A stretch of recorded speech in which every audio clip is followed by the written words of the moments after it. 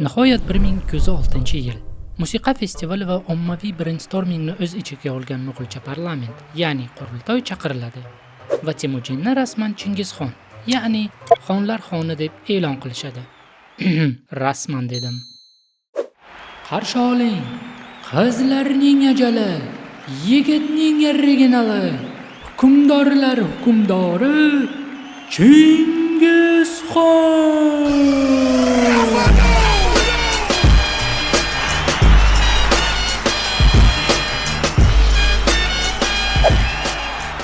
Rebranding muborak Chingizxon. Qulluq. Xalqim, endi butunlay boshqacha yashaymiz. Oldingi aristokratik qonunlarni yo'qotamiz. Sodiqlik va mahoratni birinchi o'ringa qo'yamiz. Endi hatto qo'y boqib yurgan oddiy yigit ham harbiy sarkarda bo'lishi mumkin. Shifokorlar va o'qituvchilar uchun soliq imtiyozlarini joriy qilamiz va yana ayollarni o'g'irlamaymiz, iltimos. Chingizxon nafaqat bosqinchilikda, balki tartib o'rnatishda ham iqtidorli edi. U o'z armiyasida askarlarni qabilasiga qarab ajratishni bekor qildi. Chunki tanish-bilishchilikni jini so'ymasdi. Yangi tizimni joriy qildi. 10lik, 100lik, 1000lik va 10 minglik, ya'ni tuman yoki mo'g'ulcha qilib aytganda, shahringizning pulini ko'kka sovuramiz. Hatto askarlarga gigiyenaga rioya qilishni o'rgatdi. To'xta, mashg'ulotdan so'ng yuvindinglarmi? Yo'q. Bu senga kabutar sovuni. Buni nima qilamiz? Borib yuvininglar. Keyin menday yumshoq bo'lib yurasizlar. Asta-sekinlik bilan mo'g'ul iqtisodiyoti ham o'sishni boshladi. O'lchov birliklari standartlashtirildi, korrupsiyaga qarshi kurashildi, savdogarlar xon himoyasiga o'tdi. Chunki Chingizxon uchun bu oddiy matematika edi. Savdogarlar bu savdo, savdo bu pul, pul bu ko'proq otlar, ko'proq otlar bu ko'proq urushlar. Bunisiga nima deysiz? Chingizxon barcha uchun diniy erkinlikni e'lon qildi. Xon, mana u mening dinimni haqoratlayapti. Yigitlar, sizlar Xudoga ibodat qilasizlarmi? Haykalgami yoki o'rmondagi olmaxongami?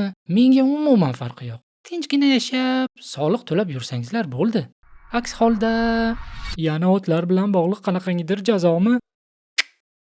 Chingizxon mo'g'ullarni birlashtirib bo'ldi. Bu oddiy qabilalar guruhi emas. Bu yangi mo'g'ul imperiyasi.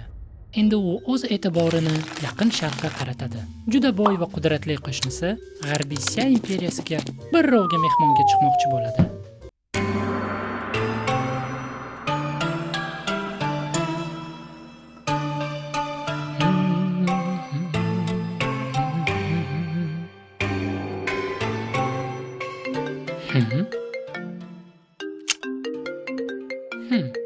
Xato. Katta xato. Imperator, Chingizxonni inkor qilish sizga qanchalik qimmatga tushishini bilsangiz edi. Chingizxon esa bunga javoban o'zining eng sevimli diplomatik taktikasini ishga soladi. Qanaqa taktika deysizmi? Albatta, butunlay yo'q qilish. mo'g'ullar shaharni qurshab olib, oziq-ovqat ta'minotini to'sib qo'yishadi va dushmanga qarshi psixologik urush olib borishadi. Taslim bo'lsangiz, balki omon qolasiz. Qarshilik qilsangiz, umid qilamizki shaharlaringiz yong'indan sug'urtalangan. Ehtimol biz siz bilan tinchlik kelishuviga erisharmiz. Qara ukam, bunday qilamiz. Men bosib olaman, sizlar yutqazasizlar. Nima deding? Spoiler. Ular yutqazishdi. Keyingi nishon Jin sulolasi, Shimoliy Xitoy hukmdorlari. Jin imperiyasi ham dahshatli dushmandan qo'rqib, tinchlikni sotib olmoqchi bo'lishadi. O buyuk xon, mana bu oltin va kumushlar, ipak va sovg'a salomlarimizni qabul qil. Evaziga bizni bosib olmasang bo'ldi. O, rahmat.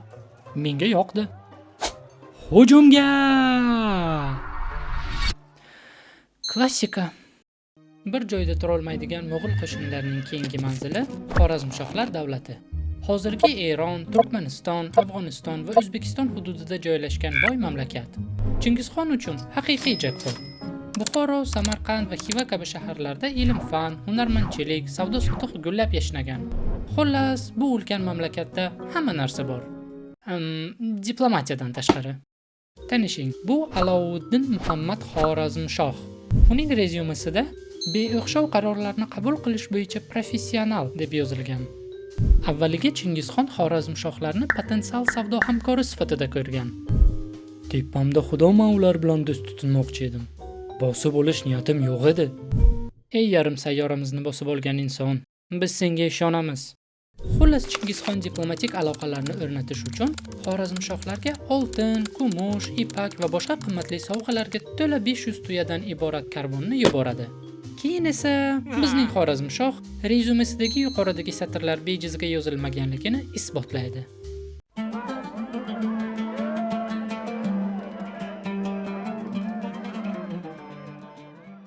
Oltin, ipak, ziravorlar. Ajoyib. Hozir 1 minut. Alo, shohim. Mo'g'ul elchilari boshchiligida karvonni ushladim. Karvon to'la qimmatbaho sovg'alar. Nima qilay? O'zimizni taktika. Xush, sovg'a uchun rahmat. Voy, bu nima? Soqolmi? Voy, shu soqolmi? Ha, bu 80 yoshli momomni mo'ylovlari sanikidan qalinroq-u. Shu qilig'ing uchun xon bashariyni yoradi, qarab tur. Bularni yo'q qiling. Ajoyib fikr. Bravo. Bu xabar Chingizxonga yetib bordi. Va u hali ham do'stona munosabat o'rnatmoqchi edi.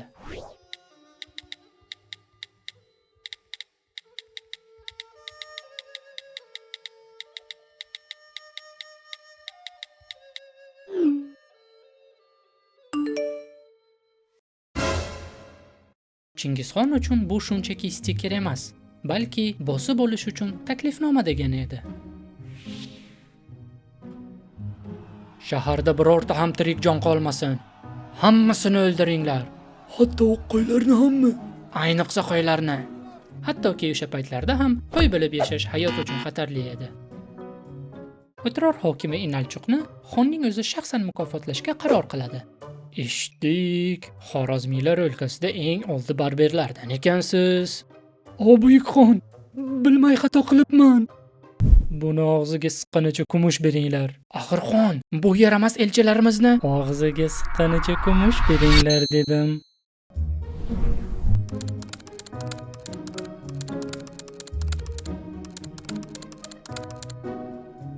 Bir 1220-yilga kelib, Chingizxon karyerasidagi eng shafqatsiz va qonli harbiy yurishlardan birini boshladi.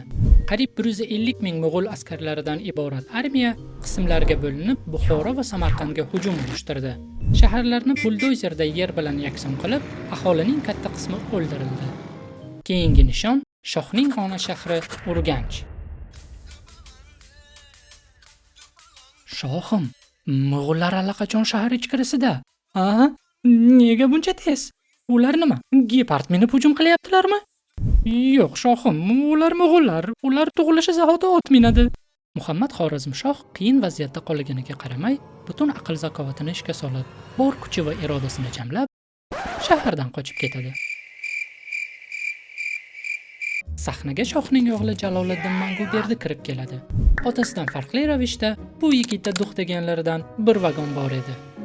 Lekin askarlar borasida kuchlar teng emasdi. Shunga qaramay Jaloliddin jang mobaynida o'z jasorati va mahorati bilan Chingizxonning hurmatini qozondi. Ammo bu Chingizxon hurmatini qozondi degani rahmi keldi degani emas. Taslim bo'l. Boshqa varianting qolmadi ukam. Yaxshi ham yoshligimda suzish bilan shug'ullangan ekanman. Yo'q pirim. Gap yo'q, mujik. Yusvois krasavchik. Xavotir olmang. Bizning qahramon tirik qoladi. Ammo Xorazmshohlar davlati Buxoro yondi, Samarqand yer bilan yakson qilindi. Urganch daryolari esa yumshoq qilib aytganda qizil rangga bulg'andi. Bu shaharlarni qayta tiklash uchun asrlar kerak edi. Oradan yillar o'tdi. 60 yoshli Chingizxon nihoyat endi nafaqaga chiqib qarilik gashtini suraman deganda,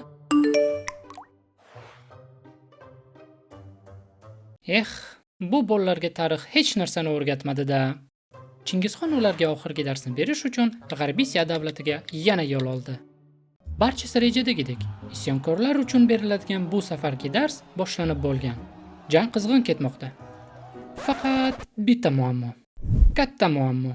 Chingizxon to'satdan vafot etadi. Ayrim tarixchi olimlar uni otdan yiqilgan, ayrimlari esa jangda yaralangan yoki kasallikka chalingan deyishadi. Menimcha u Xitoyda sushi yeb zaharlangan.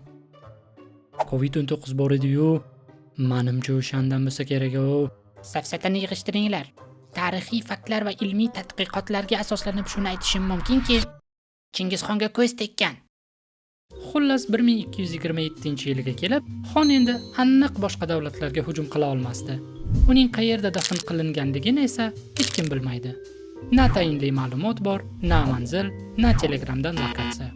Butun dunyoni zabt etib o'zidan bitta ham selfie qoldirmagan odamdan kutsa bo'ladi. Ishonish qiyin, lekin Chingizxonning hukmronligi davri faqat vayronagarchilik va bosqinchilikdan iborat emas. U jangda qanchalik shafqatsiz bo'lmasin, boshqaruvda adolatli va effektiv menejerlardan biri edi.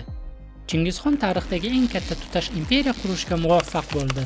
Bu imperiya yer yuzidagi eng xavfsiz va barqarorlardan biri ham edi. Savdo-sotiqning imperiya hayotidagi o'rnini anglagan mo'g'ullar Buyuk Ipak yo'lini himoya qila boshlashadi. Endi Xitoydan Bag'dodgacha hech qanaqa piratlarga uchramasdan tinchgina borsa bo'lardi. Agar safar mobaynida savdogar dam olib ovqatlanmoqchi bo'lsa yoki boshqa shaharga xabar yoki jo'natma yubormoqchi bo'lsa, muammo yo'q. Yom haqiqatan ham texnologik kashfiyot edi. Butun imperiya bo'ylab joylashgan filiallarda xabarchilarga otlarni almashtirish va dam olish uchun imkoniyat yaratib berilgan. Bu esa imperiya ichida xabarlar almashinuvini juda tezlashtirgan. Chingizxonni Osiyo internetining otasi desak ham bo'laveradi. Bunisiga nima deysan, Elon Musk? Chingizxonni nafaqat internetning, balki dunyodagi har 200 ta odamdan birining otasi desak ham bo'ladi. Tadqiqotlar shuni ko'rsatadiki, dunyodagi har 200 ta odamning birida Chingizxonning DNKsi aniqlangan. Shunday ekan, sizdagi otlarga bo'lgan muhabbat qayerdan paydo bo'lganini bilmayotgan bo'lsangiz, menimcha sababini tushundingiz. Chingizxonning ilg'or kashfiyotlaridan yana biri bu Payza. O'sha davrning pasportga o'xshagan VIP hujjati edi. To'xta, Payzani ko'rsat. Marhamat kiravering. Xullas o'sha biz bilgan dahshatli mo'g'ul hukmdori shaharlarni nafaqat buzishni, balki qurishni hamda aholisi uchun ko'plab qulayliklar yaratib, ularning hayot darajasini oshirishni ham bilardi.